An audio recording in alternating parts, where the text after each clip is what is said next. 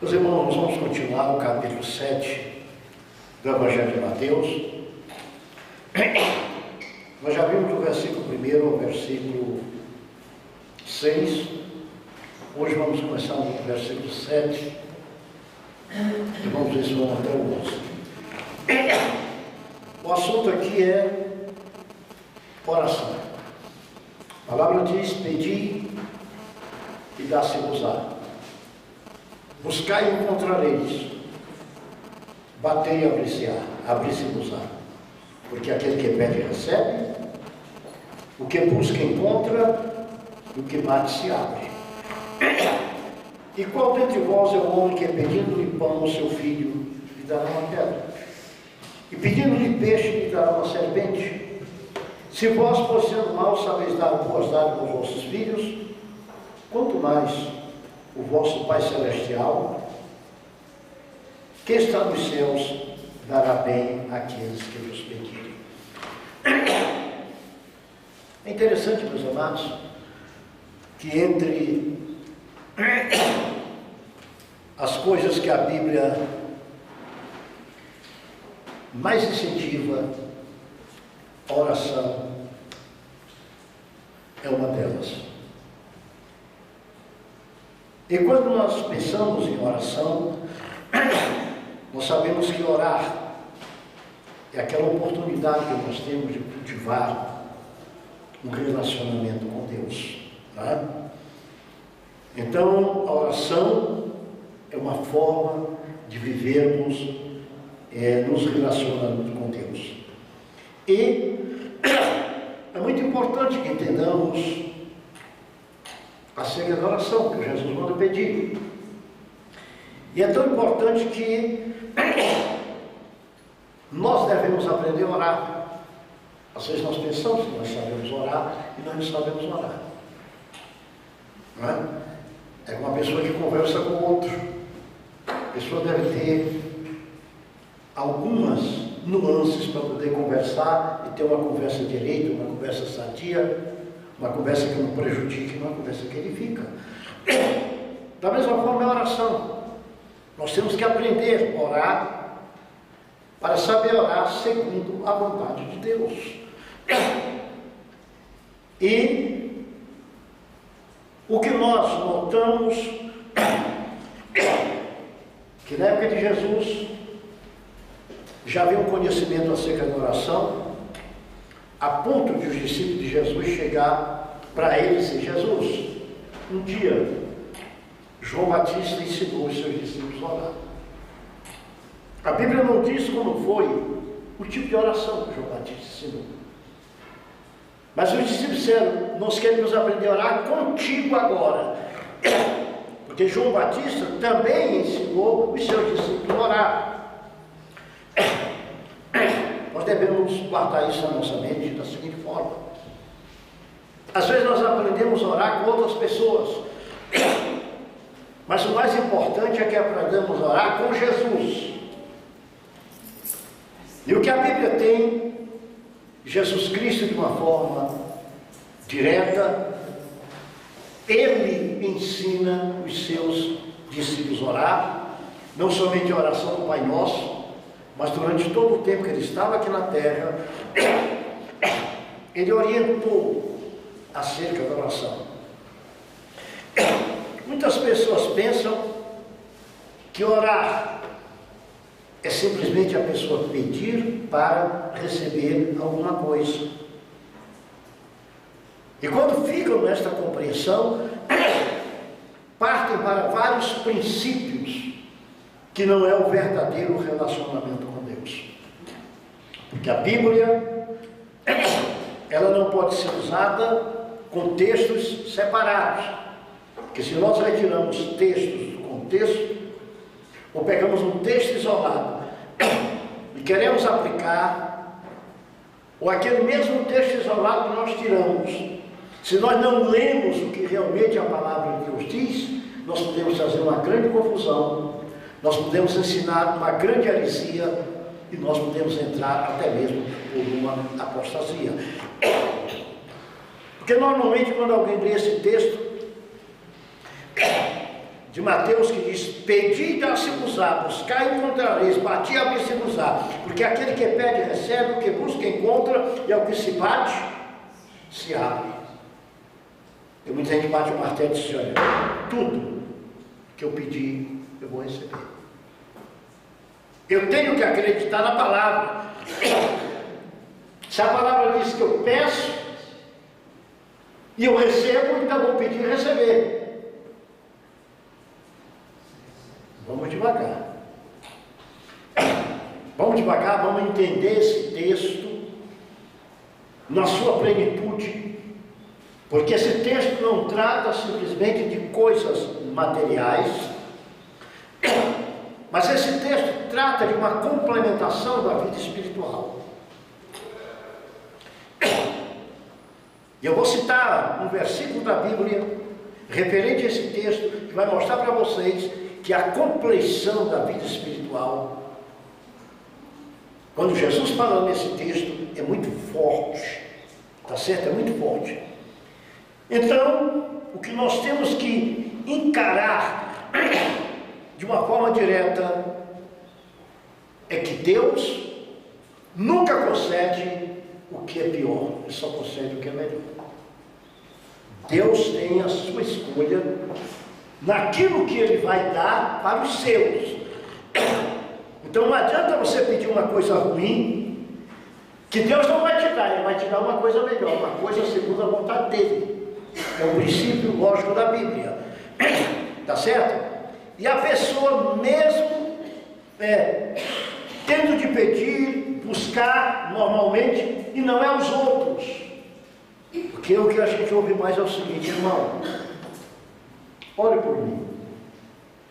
A Bíblia diz: orai pelos outros. A Bíblia diz isso. Mas o contexto que Jesus traz, Ele coloca a responsabilidade da busca pessoal, cada um de nós buscando exatamente para si. E hoje a maioria das pessoas ore por nós, ore por mim, ore por mim, vocês orem por mim, vocês orem por mim, vocês orem por mim. Quando a palavra diz: pedi, buscai e batei. Então a pessoa que tem que pedir, a pessoa que tem que buscar e a pessoa que tem que bater. Não é pede para o teu irmão pedir por mim, pede para o teu irmão buscar por mim e pede para o teu irmão bater por mim. Tá certo? A ênfase aqui é a ênfase subjetiva, é a ênfase pessoal. É cada um de nós orando. Eu disse para os irmãos que não é pecado e não é proibido orar pelos outros. A Bíblia diz: orai uns pelos outros. Mas é que o texto aqui é incisivo. Essa oração que o Senhor vai começar a tratar é exatamente um relacionamento pessoal. Continuemos. Nós temos 3 verbos iniciais: pedir, buscar e bater. Mas o Senhor, quando fala nesses 3 verbos, Ele dá logo a resposta. Diz assim: aquele que pede, ele recebe. Então o Senhor dá uma forma afirmativa para a oração. A palavra diz: aquele que busca, ele vai achar. Então há uma diferença entre pedir e uma diferença entre buscar. E depois ele diz: aquele que bate, vai ser aberto para ele. Então são atitudes que o ser humano tem que tomar diante de Deus para receber respostas de Deus. Quando nós pensamos assim, essa forma afirmativa, você recebe, você acha e vai te ser aberto, é uma afirmação muito alentadora ou uma consolação muito grande para a nossa vida. Tudo bem. Aqui traz o sentido da fé em nossa vida. Mas para que este sentido seja um sentido concreto, eu também vou ter que analisar alguns fundamentos dentro do campo da oração, diante do modo de pedir, diante do modo de buscar e diante da forma de bater. Essa promessa, meus irmãos, garantida como está aqui, só se encontra na Bíblia. E a base da segurança dessa promessa é o garantidor dessa promessa. O garantidor é Deus. Então o garantidor é aquele que realiza todas as coisas. É aquele que realiza a vida, é aquele que retira as incertezas, é aquele que o futuro desconhecido está claro diante dele. E aqui nós já vamos começando a pensar o seguinte: por que Deus responde orações, muitas vezes, na maioria das vezes, pedidas de forma diferente? Vamos chegar nisso aí. Então o ensino total acerca da vida, ele está sintetizado exatamente em acreditar naquilo que Deus fala, como Deus é. Um exemplo de segurança para que nós tenhamos na nossa vida, o nosso pai Abraão. A Bíblia mostra que o Senhor chega para Abraão e diz assim: Abraão, vou te dar uma terra. Abraão não perguntou qual é a terra. Ele saiu segundo a ordem de Deus em direção àquilo que Deus havia falado. Abraão passou a conhecer Deus. E como conheceu Deus, ele passou a ter segurança no que Deus lhe falava. Tá certo? Ele não ligou por onde ele ia caminhar. A preocupação de Abraão é com quem ele estava caminhando. Quem era a pessoa que o estava levando para um local, e não o local para onde ele ia. Então Abraão caminhou exatamente com aquela certeza de que Deus estava com ele, por onde ele ia, ele foi, viveu, venceu e cumpriu aquilo que Deus havia determinado. Tá certo? Então o Senhor nos faz uma promessa de ouvir a nossa oração. Ele diz: você pode pedir, você busque, você bata, porque o vosso Pai vai dar para você. Você vai receber. Então o que eu tenho que fazer? Primeira coisa, antes de eu pensar em orar, eu tenho que ter certeza que estou falando com Deus. E não adianta eu orar por Joel, não adianta eu orar por Elias, não adianta eu orar para o Elton. Eles estão vivos, eles estão fortes. Mas a maioria daquilo que eu desejar na minha vida, eles não podem fazer. Eles têm limite na vida. Então Deus não tem limite. Então quando Jesus falou de dizer: o vosso Pai responde a vossa oração, ele estava dizendo: vocês não precisam ter dúvida em nada.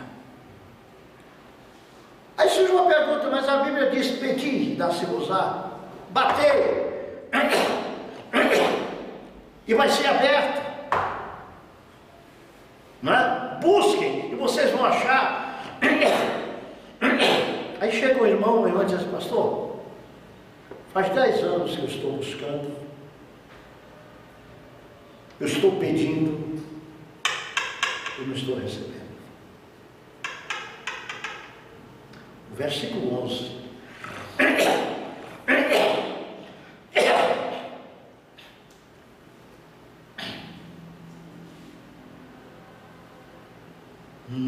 Diz o seguinte: se vós sendo maus, sabeis dar coisas boas aos vossos filhos, quanto mais o vosso Pai que está nos céus dará bens aos que lhe pedirem. Tem 3 traduções, uma diz dará bens, outra diz dará boas coisas, e a outra diz dará o Espírito Santo. É tempo, nós vamos analisar. Você sabe por que o Senhor não responde muita oração? Em primeiro lugar, porque as pessoas estão pedindo coisas que não são boas diante de Deus. O Senhor só dá coisa boa. Quem diz a palavra de Deus? Todo dom perfeito, ele vem do Pai das luzes, que é Deus. Toda boa dádiva e todo dom perfeito vem do Pai das luzes, que é Deus. Então de Deus não pode vir nada que não preste, só vem o que é bom. Mas como eu vou entender isso, pastor?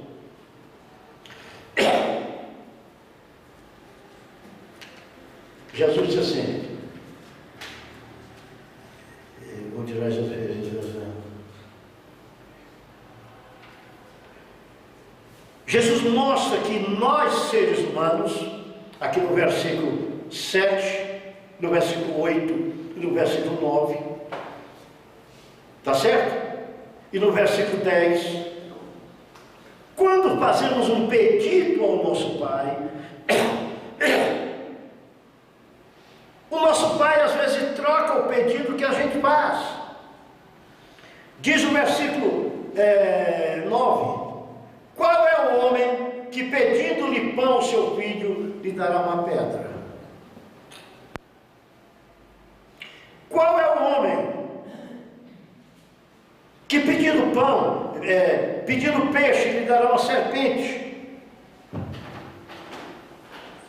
O Senhor está dizendo aqui, você que é um ser humano, você procura atender o pedido do teu filho, e ainda que você faça uma troca deste pedido, você não vai dar uma coisa ruim para ele.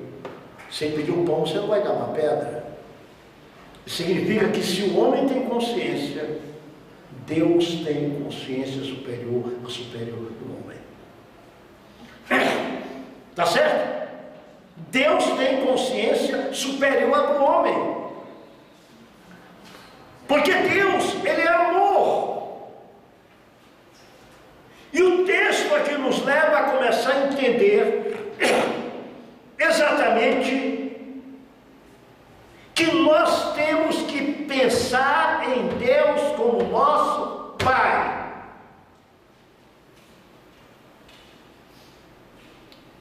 Vou tratar de pai normal, não? Porque o mundo que a gente vive tem muito pai anormal. Noel, tu tem uma filhinha. Ele nunca vai dar uma coisa para a filhinha dele que sirva para a destruição da vida dela. E ele vai dar coisas para a filha dele além daquilo que ela pedir, exatamente porque ela não sabe ainda como pedir, e ela tem desejos que, mesmo que não sejam impuros, mas são mortais.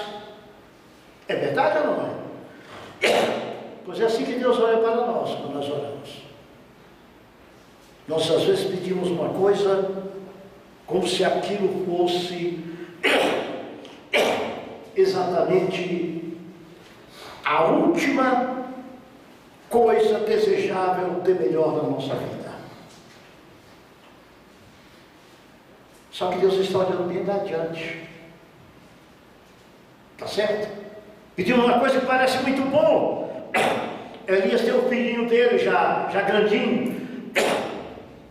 Digamos que o Elias, não sei, pode ser que ele tenha, eu não saiba, né? Digamos que o Elias tenha muito dinheiro. E o filho dele quer ter um carro de último tipo agora. Ele olha para a criança e ele pode até pensar, eu ainda vou dar esse carro para o meu filho. Mas só que agora eu não vou dar. Não tem capacidade para dirigir esse carro. Esse carro tem muita velocidade. E o Ernesto começa a analisar alguns fatos que parecem que são totalmente prejudiciais por causa da idade da criança. Não é que o presente seja ruim, é que a criança não tem capacidade de uso do presente. É isso que acontece muito conosco. Nós queremos pedir coisas para Deus, que o Senhor vê que aquilo não vai servir para a bênção, mas para a destruição da nossa vida. Então aquilo pode ser aos nossos olhos uma coisa boa, mas aos olhos de Deus não é bom. Então ele olha para o Tiago e fala: não, posso até te dar mais tarde, mas não tirou isso do mal de novo. Aí o Tiago começa a reclamar, dizer: poxa vida, mas a Bíblia diz pedir para se usar, eu estou pedindo e não me dá. Mas Deus só te dá boas coisas, não é boas coisas no sentido humano, é boas coisas no sentido divino. É a forma de Deus prescrutar, a forma de Deus ver. É a onipresença, é a onipotência, é a onisciência de Deus. Ele está vendo o que vai acontecer adiante. Então, quando nós começamos a entender que aquilo que nós pedimos, se Deus é nosso Pai, se nós somos filhos dele, a análise da resposta do nosso pedido, a decisão para a resposta do nosso pedido, não nos cabe, cabe a Deus. Cabe a Deus, porque Deus sabe exatamente o que aquilo vai trazer para a minha vida e para a tua vida. É interessante quando começamos a notar isso. E você veja que a Bíblia mostra claramente no versículo 11, né? Eu vou ler de novo o versículo 11 para ficar bem na nossa mente. Se, pois, vós, sendo maus, sabeis dar boas coisas a vossos filhos, quanto mais vosso Pai que está nos céus dará bens aos que lhe pedirem. Está certo? Dará. Então vem dele para nós. É ele que examina, ele que calcula, ele que medita sobre a coisa, e não somos nós. É por isso que o crente, antes de orar, ele tem que entender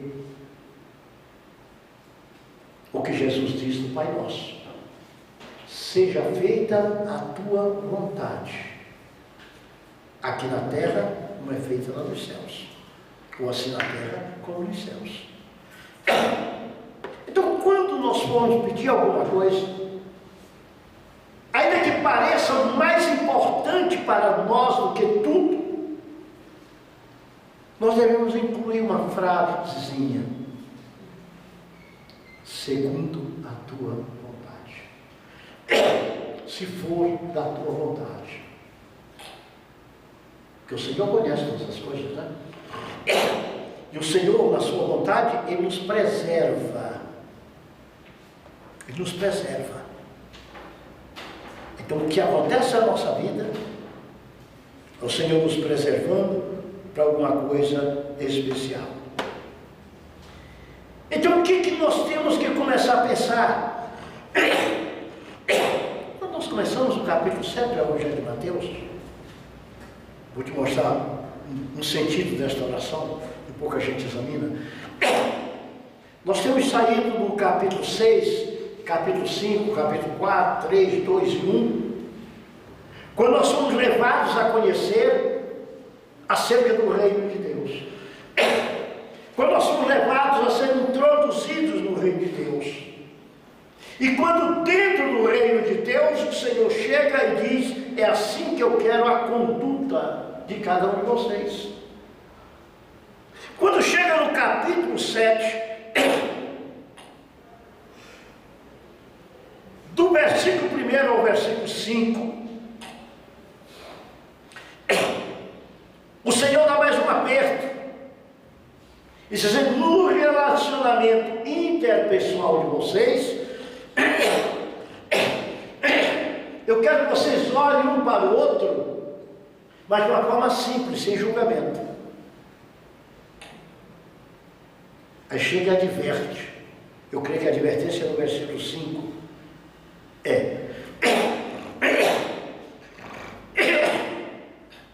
diz assim: hipócrita, tira primeiro a trave que está no teu olho, então cuidarás de tirar o arqueiro do olho do irmão.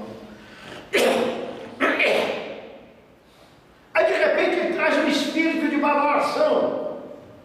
No versículo 6,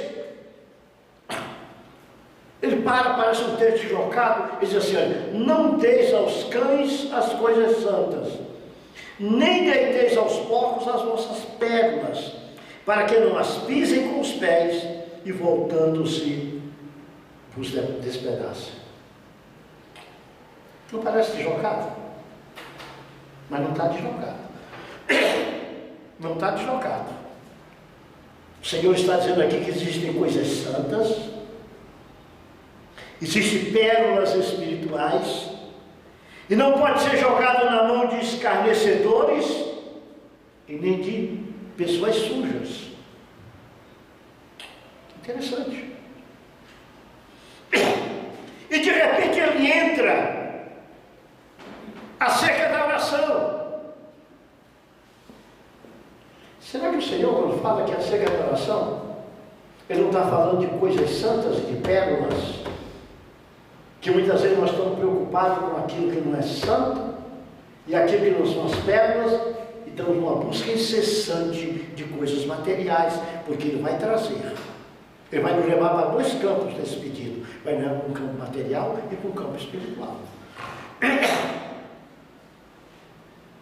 Como me levar para um campo espiritual nesse pedido?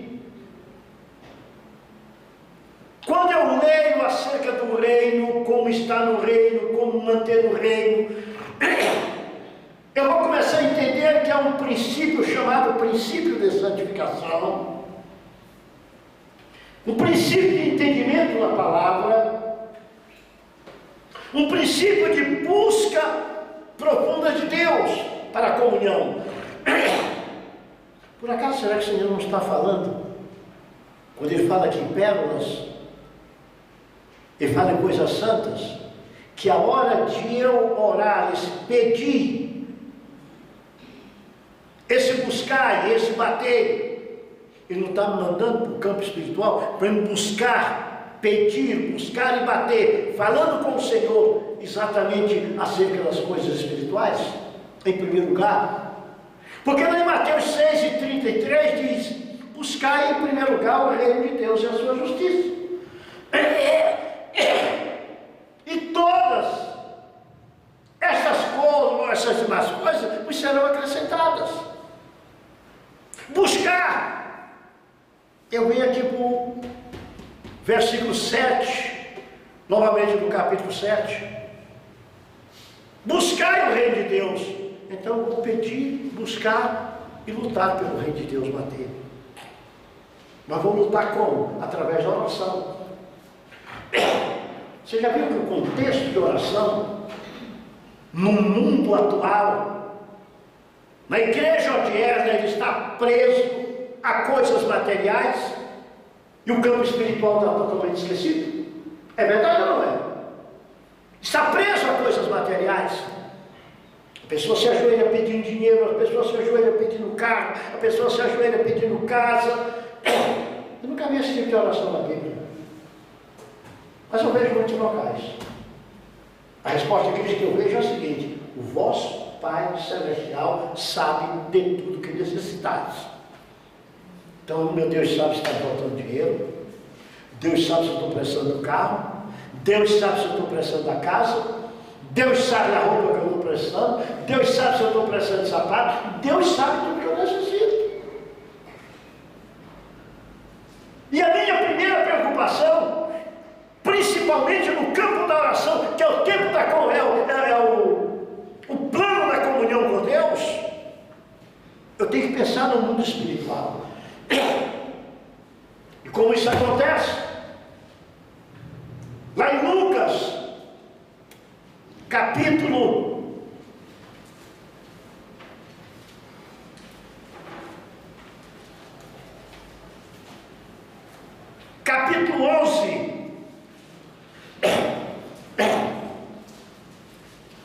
mostrar uma coisa para vocês interessante. Lucas capítulo 11, e versículo 13.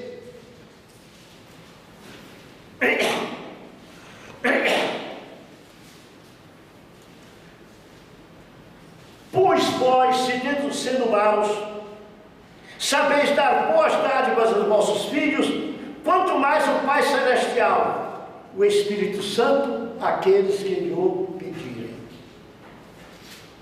É um texto correlato, não é similar, mas ele é correlato. Através de quem Jesus coloca na nossa vida para manter as bênçãos espirituais na nossa vida? O Espírito Santo.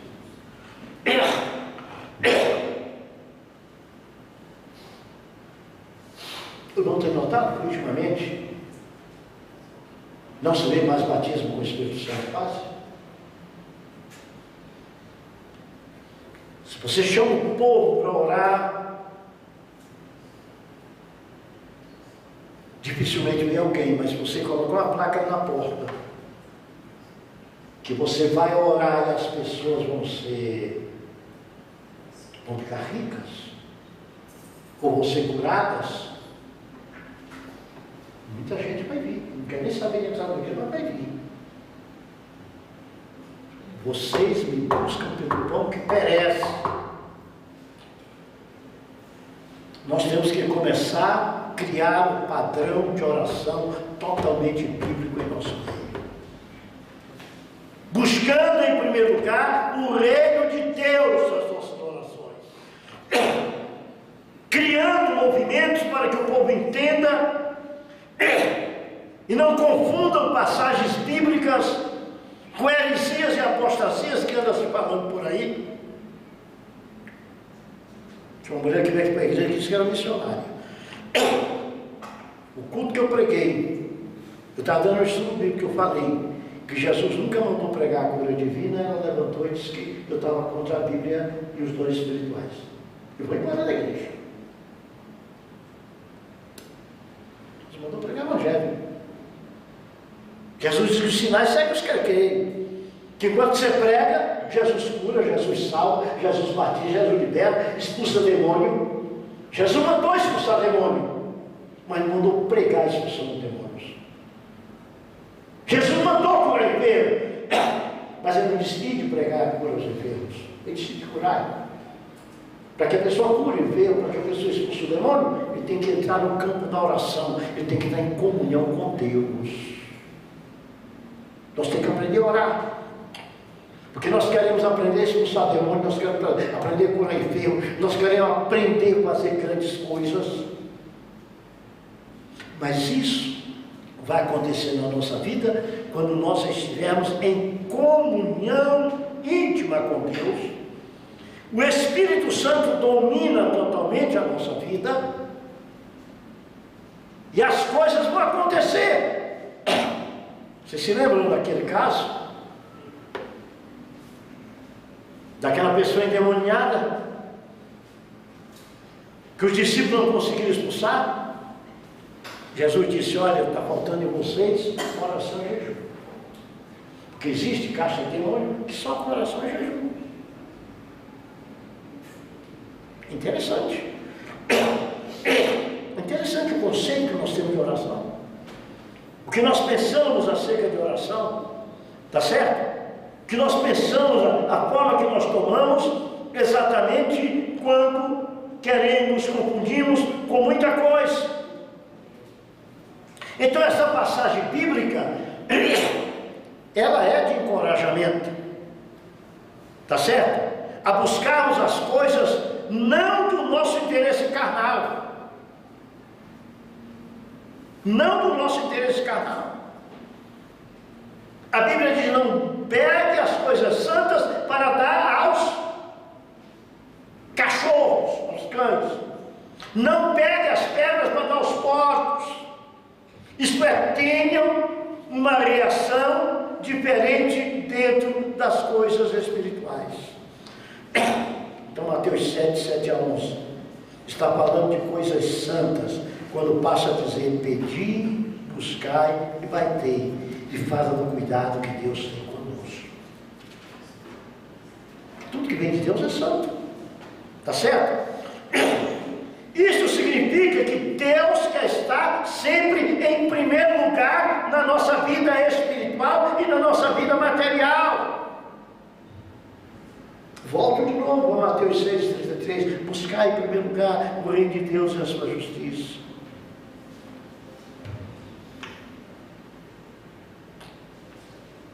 A oração ela tem que ser persistente.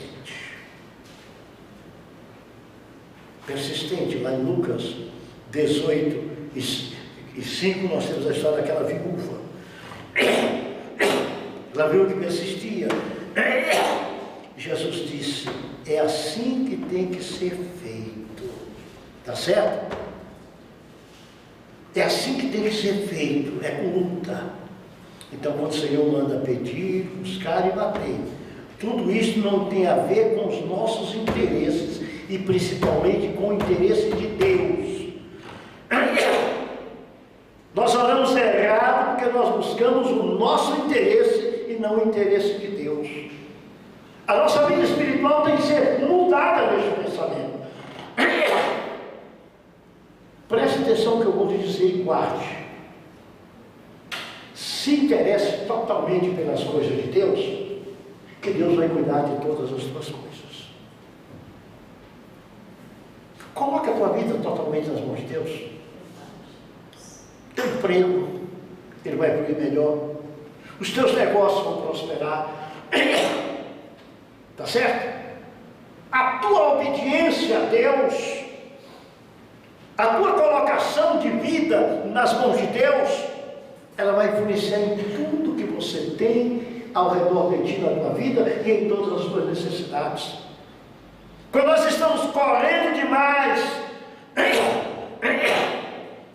e nos estamos esquecendo de como deveríamos agir com Deus, aquilo que parecia para nós bênção começa a se tornar um problema, um remoer, alguma coisa diferente na nossa vida. Nós estamos tão preocupados que nós perdemos o sentido espiritual daquilo que Deus quer para a nossa vida.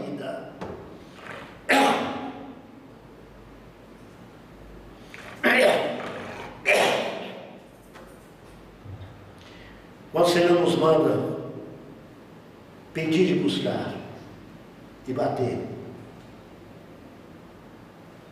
nunca peça, nunca busque, nunca bata, sem primeiro dizer: Senhor, só se for a tua vontade. Porque a vontade de Deus é o que é melhor para mim e para você. A Bíblia diz que a vontade de Deus é o melhor que existe para nós. E aquilo que eu disse no início, eu repito: quando os discípulos pediram para Jesus ensiná-los a orar, uma das frases do Pai Nosso é esta: seja feita a tua vontade, assim na terra como no céu. E nós somos muitas vezes ensinados ao contrário. Nós queremos que a nossa vontade prevaleça. Senhor, eu quero é isto, Senhor. Você já ouviu gente orar assim? Senhor, é isto que eu quero.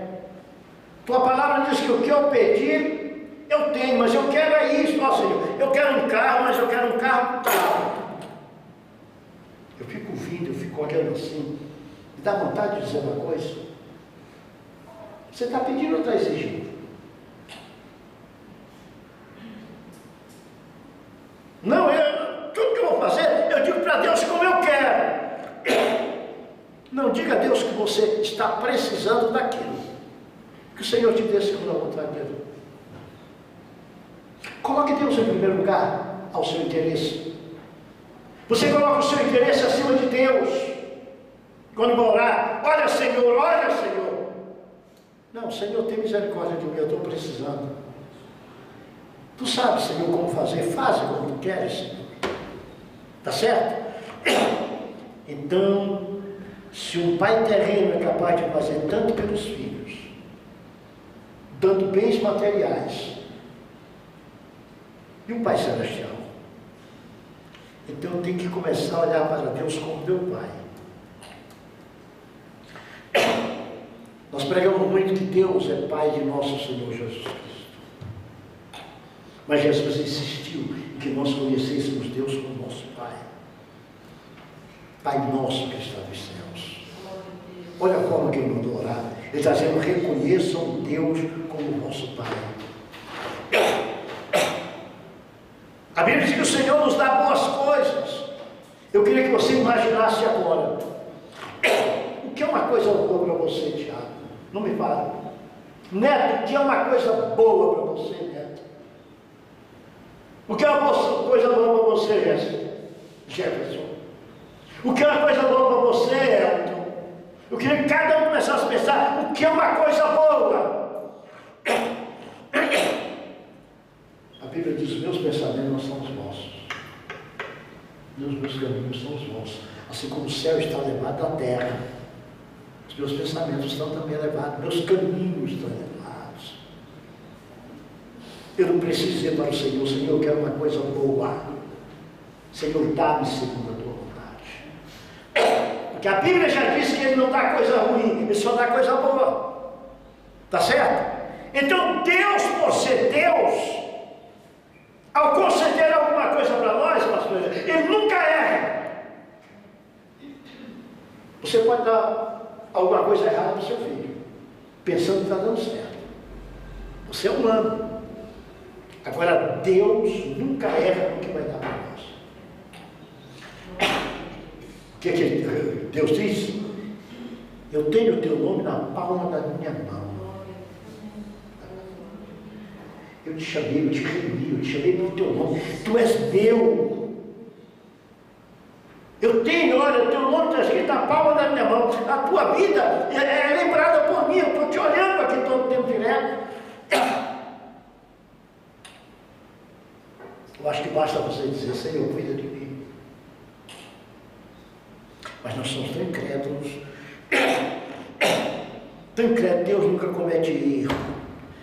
Deus nunca é o presente, o passado, o futuro. Ele conhece todas as coisas. Deus conhece a diferença entre o bom, Deus conhece a diferença entre o mal, Deus conhece tudo, Deus sabe aquilo que pode nos edificar. Lá em 2 Pedro, capítulo 1, versículo 3, a Bíblia diz que todas as coisas pertencem à vida e à piedade, nos têm sido dadas pelo poder de Deus. Nós começamos a aprender, a entender porque é que tudo que nós pedimos, como queremos, nós não recebemos.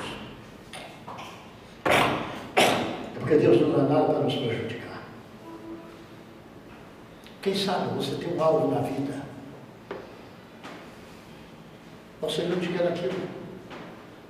Quem sabe você quer ser político, o Senhor olha para você e diz: aqui não presta, sabe? Você quer ser não sei o que, o Senhor diz: não. Ali você não vai entrar, não. Eu não vou deixar você entrar lá. Você quer aquilo? Deus diz: eu não vou te dar isso. Mas toda oração Deus responde: sim, não, espere. Sim, não ou espere. Quando Deus diz sim, Ele realiza na hora. Quando Ele diz não, também realizou na hora. Quando Ele diz espere, Ele está provando a minha fé, a tua fé. Deus chamou Abraão e disse: Abraão, eu vou te dar um filho.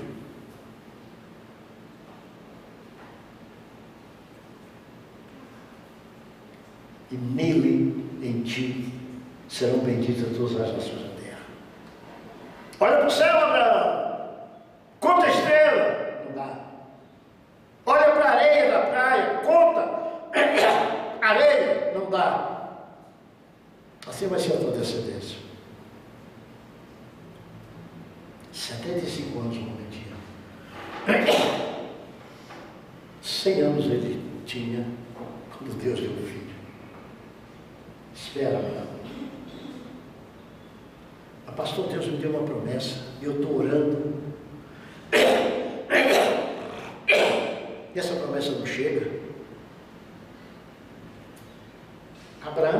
com Deus várias vezes em cima da promessa.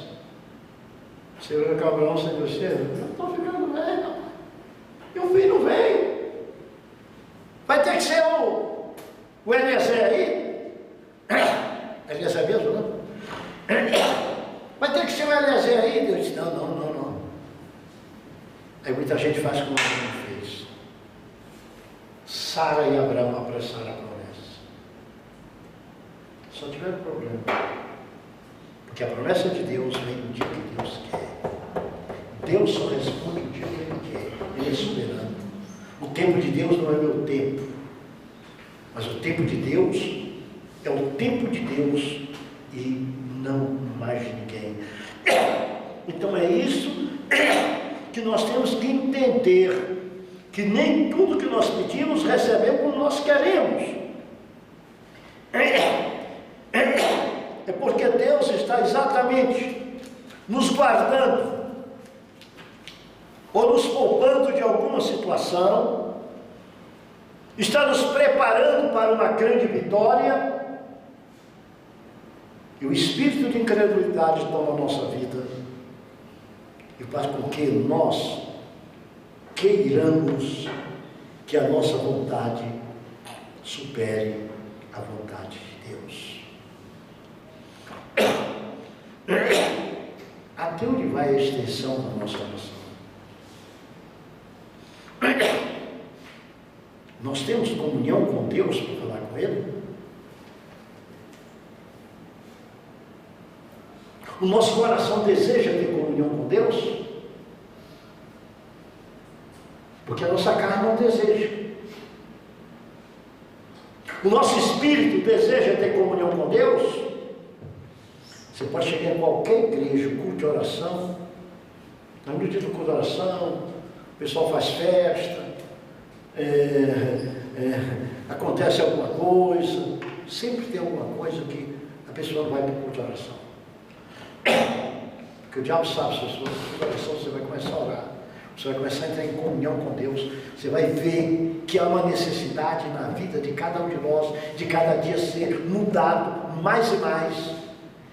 E não é Deus que muda a gente, somos nós que mudamos, porque nós sentimos necessidade, porque ao nos aproximarmos de Deus, nós vamos sentir necessidade de mudar a nossa vida. Aí eu estou orando para Deus me mudar. Deus não vai te mudar nunca. Você pode orar o resto da vida que vai mudar. É você que tem que mudar. Lá em Romanos 12, o que é que diz? O que é que diz? Romanos 12, 2. Não nos conformar.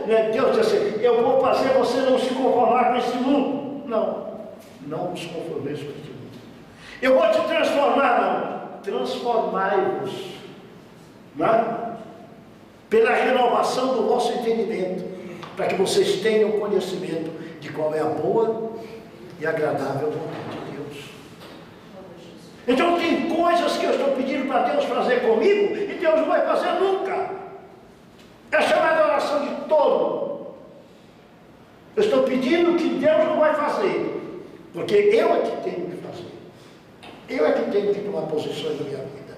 Eu que tenho que pedir, eu que tenho que buscar, eu que tenho que bater. A luta é minha, a luta não é de Deus. Agora, se eu estiver de acordo com a vontade de Deus, o Senhor diz assim, pode ficar aí. Você buscou o meu reino, você buscou a minha presença, você tem comunhão comigo. Então eu estou de acordo com o Salmo 91. Aquele que habita no esconderijo do Altíssimo, a sombra do Onipotente descansará. Direito do Senhor, Ele é o meu Deus, e vai adiante, né? Não entende o negócio?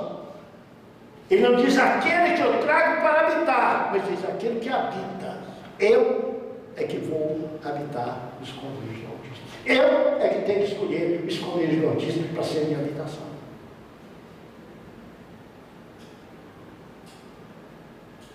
A oração é exatamente o maior termômetro da vida espiritual. Eu pergunto, como é que está o termômetro da tua vida? A tua temperatura está alta? Está baixa ou está normal? É interessante ver isso. Que Deus abençoe a todos. Quarta-feira, permitindo Deus, a gente continue a cada sessão.